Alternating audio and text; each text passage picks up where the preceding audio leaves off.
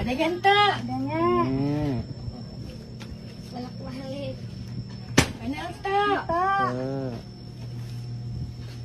Badung ta. Ito. Lamun kadeng sa dedeng-dedeng nya kudu nu bapa dia nya.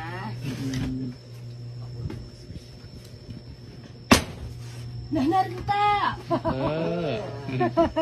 Sampai jenuh lah kain ulah kabako lah kasih kamare nya dari makalawaki nu kurang ajar. Curi-curi ciyo, Bagus. Alhamdulillahirabbil alamin. Assalamualaikum warahmatullahi wabarakatuh. So nakita ninyo yung video ng isang babaeng matanda na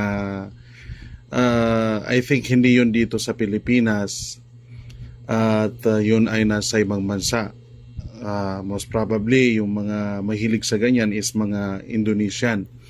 So yung ganong klaseng gawain na pagka-ritual para sa baby ay hindi gawain ng isang taong Muslim na sumusunod kay Propeta Muhammad sallallahu alaihi wasallam at sumusunod sa Quran. Ibig sabihin hindi po natin yun gagawin at hindi po natin ginagawa dahil hindi po yun alinsunod sa Quran at Hadith ng Rasul sallallahu alaihi wasallam. Now gusto ko pong i-highlight dito, bigyang diin dito kung gaano po kahalaga ang sa nowadays, sa mga panahon natin ngayon, ang kahalagahan po ng mga ustads, yung mga kaka natin, yung mga ustads natin, kung gaano sila kahalaga sa lipunan nating mga Muslim. Dahil kung hindi po magsasalita yung mga ustads natin at magtuturo ng tama patungkol sa Quran at Hadith, mananatili po at magagaya natin yung mga ganong klaseng gawain na hindi po kailanman ipinapahintulot sa Islam. No? Biruin mo, pinumpok-pok yung gilid nung yung sahig para lang, ewan ko anong purpose doon, mabingi, matauhan yung baby, at ano pa man ang kanilang mga ginagawa. So isang napaka-un-Islamic na ginagawa na makikita natin na napakahalaga ang gabay natin mula sa Quran at Hadith. Kaya nga binanggit ni Propeta Muhammad sallallahu alaihi wasallam sa kanyang kapayapaan, taraktu fikum shay'ain ma in tamassaktum bihima lan tadillu ba'di abada. Iiwan ko sa inyo or iniwan ko sa inyo ang dalawang bagay na hindi kayo mawawala, maliligaw, magpakailanman kung inyo itong panghahawakan, at ito ang Quran at ang Hadith.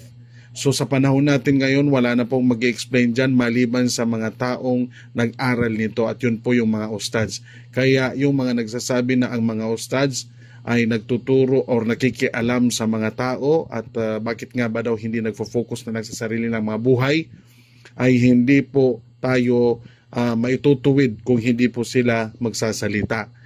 Man ra'amin kung munkaran falyugayyiru biyadihi, sino man ang makakita sa inyo ng mga hindi kanais-nais at taliwas sa Islam na mga gawain, ay baguhin mo sa pamamagitan ng iyong kamay. Kung hindi mo kaya, fabilisanihi. Kung hindi mo kaya ng kamay, ay dila. Kung hindi mo kaya ng dila, ay fabikalbihi, kamuhian mo na lang ito sa iyong pamamagitan ng iyong intensyon at ng iyong puso. Ngunit yun na ang dhalika ad'aful iman, pinakamahinang pananampalataya na isang tao is yung mayroong kanyang puso lamang ang gagamitin. So yung mga ustads natin, kung hindi nila kayang baguhin sa pamamagitan ng kamay, ay sa pamamagitan ng kanilang dila. Pero hindi po sila nakikialam, bagkus sinasabi lang nila yung tama at itinatama nila tayo mula sa ating mga kamalian.